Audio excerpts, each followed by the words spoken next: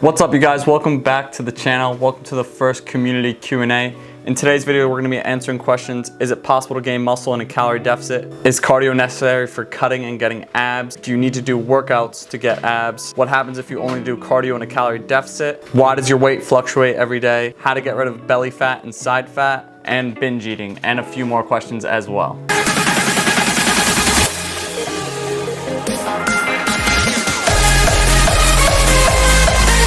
If you enjoyed today's video, make sure you hit the like button and comment that you want to do more Q&As like this, where I put up question box on my Instagram and you guys send in questions, and then we deep dive into them during this Q&A here on YouTube. All right, let's dive into question number one. Is it possible to gain muscle while on a calorie deficit? So yes, absolutely. It's more easy for beginners or like intermediate 1 to 2 years of consistently working out for you to do that. Once you become more advanced to lifting, it becomes a little bit harder. But if you're a beginner, which it looks like you are, definitely 100% this is realistic. You can absolutely gain strength and muscle while eating on a calorie deficit. Just make sure you're prioritizing getting stronger over time. So whether you're adding weight to the bar each week or bi-weekly or even monthly, if you're getting stronger over time, you're going to build muscle while eating in a calorie deficit and losing body fat. Some of these questions are very similar, so I'm going to lump them together. These next two questions: is cardio necessary for cutting and getting your abs to show? Do you need to do ab workouts for your abs to show? So both of these questions have the same answers.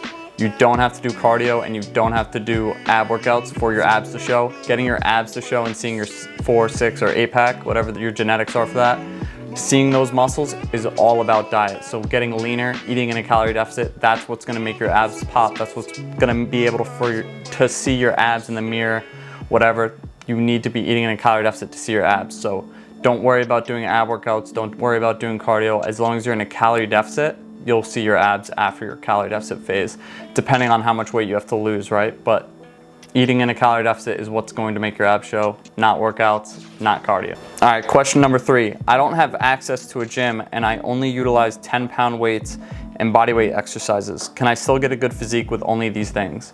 Yes, absolutely. So if you're trying to lose some fat, all you need is a calorie deficit. But if you only have access to 10-pound weights and bodyweight exercises, do some push-ups, do some sit-ups, do planks, do bodyweight squats, do pull-ups. I'd recommend buying a pull-up bar. They're very inexpensive.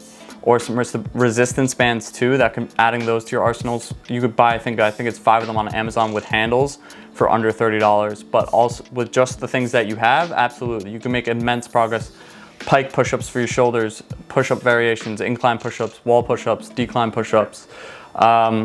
Even finding things in your home to do squats with, because bodyweight squats can be quite easy. But absolutely, you can have a good physique with just these things. But of course, at some point, you're absolutely gonna wanna buy a gym membership, because at some point, these bodyweight exercises and using a 10-pound dumbbell is not gonna be challenging enough to keep stimulating your muscles to grow. So at some point, whether that be in 3 months or 6 months, you're gonna absolutely wanna invest in a gym membership. If it's a money issue, then Planet Fitness is only $10 a month, and you can have a wide variety of stuff there at Planet Fitness to help you keep progressing week to week, month to month, and have you gaining more muscle and helping you obtain that good physique that you questioned. All right, moving on to our next question. What happens if you only do cardio while eating in a calorie deficit with no strength training? So if you're eating in a calorie deficit with no resistance training, no bodyweight exercises, you're not going to the gym, you're doing no strength training, your body's gonna use your muscle and fat for fuel. So you're gonna start losing muscle. So if you care about keeping muscle on your body, this is not a good idea, especially if you don't wanna get the skinny fat look. This is what the skinny fat look, this is how it happens, is only doing cardio and eating in a calorie deficit. You see a lot of people do that, where they just do endless amounts of cardio trying to lose fat, doing no resistance training, and they don't realize that that's gonna lead them to the skinny fat look. So, or just super skinny. So either of those things, if that's your goal, that's fine, absolutely fine. But if you care about keeping the muscle on your frame, you definitely want to try to prioritize getting in 2 to 3 strength training sessions each week. So lumping two questions together again, because these are super similar. Best way to get rid of side fat. I know I can't spot reduce, but what's the best way to get rid of side fat? And I want to lose stomach fat. So for both of these goals, you're gonna wanna eat in a calorie deficit. So a good estimate of finding your calorie deficit is multiplying your body weight or your goal body weight by 12. This will give you a set amount of calories to eat each day And then from there, you can go adjusting it week by week, right? So eat that many calories a day for a week. And if you're gaining weight, drop the calories by 100 to 200. If you're staying the same weight, drop the calories by 100.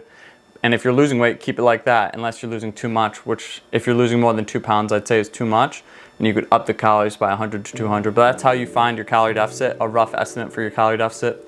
And then that's what you're gonna wanna do for both of those goals, right? So we can't spot reduce fat. I know you said you know that, but when you eat in a calorie deficit, your body will start taking the fat from all over your body. You can't choose where this happens, but it will happen regardless. If you're eating in a calorie deficit, your body will take the fat from all over your body slowly and start using that for fuel. So that's how you lose fat on your stomach and on your sides. Next question here, why does my weight fluctuate so much throughout the day? So that has to do with a lot of factors, right? You're drinking water all day, you're also going to the bathroom. So when you drink water, your weight goes up. When you go to the bathroom, your weight goes down, as well as when you go number 2, or if you ate more salt yesterday or in today, like today, the day you're watching this, if you ate more salt, your weight's gonna be higher tomorrow because your body's gonna hold on to more water. As well as if it's that time of the month, if you're a girl and you have your menstrual cycle, your weight's gonna be higher because your body holds on to more water during that. If you have a hard weight training session, a hard strength training session, your body's gonna hold on to more water. Your body holds on to water for a ton of different factors, and this is why your weight fluctuates so much during each day, as well as each week too, right? So that's why it's important to weigh yourself every day to get a true representation of how your weight is changing over time. So that's one flaw you can see in people who weigh themselves only weekly instead of every day, is they could be weighing themselves on one of those high days during the week and they're not getting a true representation of whether their weight is trending up or down, or maybe it's staying the same. So that's why it's key to weigh yourself every day so you can get a true representation of which way your weight is trending up, down, or the same. All right, moving on to our next question. How do we maintain our weight when we reach our goal? By the way, you the GOAT. Thank you for that. I appreciate it. And the way you maintain your weight once you reach your goal is just eating your maintenance calories, right? But once you reach your goal, it's easier to maintain that. So when you overeat or you undereat a little bit, it's easier to maintain wherever we are, but it's harder to change it. So you can have a little bit more flexibility here, but it's gonna be the same rules as if you're trying to gain weight or if you're trying to lose weight. If you eat the same amount of calories, your body's gonna stay that way and stay at the same weight. So how you maintain that is just eating your maintenance calories and maybe a little bit above that, a little bit below that. Some days it's gonna roughly be the same, it's gonna be fine, but how you do it is just eating those calories. So you can step back from tracking so meticulously when you reach your goal, and if your next goal is to maintain that, you can just step back a little bit from meticulously tracking your calories every day. As long as you have a rough idea or a rough range and you know you're not overeating, and if you've gathered those skills from tracking so long while you're like trying to lose weight or trying to gain weight, you'll have a rough estimate for sure in your head of how many calories you're eating. But you could absolutely keep tracking meticulously if you wanted to, right? If you really wanted to maintain exactly how your physique is at that point, you can absolutely keep meticulously tracking. It's all up to you. But how do you maintain that? The short answer to that question is by eating your maintenance calories. Next question, you should make a video helping people with binges. I feel like that could help a lot. Yeah, for sure. So some tips for binge eating, right? If you are that person who overeat or who restricts during the whole week, right? And then the weekend comes and you just stuff your face, and then Sunday night comes or Monday morning comes and you're like, wow, I just ate so much. Now I have to restrict this whole week. That's the binge restrict cycle. And the way you break that cycle is just by stopping restricting. So whenever that typically is for you, let's say it's Monday morning. When you start restricting, just stop. Start eating the normal amount of calories. That's seriously how you break the cycle, is you have to stop restricting after a binge. You have to just start eating normally. And a great way to do this is starting to track your intake, right? Because a lot of people get into that binge restrict cycle because they heavily restrict themselves of the food that they need to maintain their body, right? Most people who binge are restricting themselves below their BMR. So you need to start eating a decent amount of calories each day, and learning to track your calories is actually super helpful for that, because a ton of people who binge don't know how much they're eating, or they're not eating nearly enough to maintain their weight even. That's why they binge, because their body sends signals to their brain that they need food and they need energy, right? So a good way to do that is, the only way to break the cycle is to stop the restriction after the binge. Another huge tip for binge eating is whatever food you're binging on, stop restricting it for the whole week, right? If you're binging on ice cream on the weekend, have a serving of ice cream every single day. If you're binging on chips and peanut butter, have a serving of chips every day. Have a serving of peanut butter every day. That's how you stop restricting the food, is by having it every day and allowing yourself to have that food, right? You have to normalize all the foods, right? Don't put any foods on a pedestal.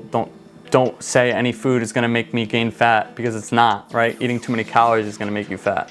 All right, last question for this episode. How much does a guy have to bench to slide into your DMs? And you're cute, can I have your number? So you can bench 0 pounds and slide into my DMs. You're cute, can I have your number? Sure, 917-355-4635. All right, guys, if you enjoyed this video and you want more community Q&As like this, hit the like button, comment that you want more down below, and maybe in 2 weeks or a week, I'll do another Q&A and put a post up on my story for you guys to submit your questions. So if you enjoyed the video, hit the like button, comment something down below, subscribe for weekly videos, and I'll see you guys on Thursday.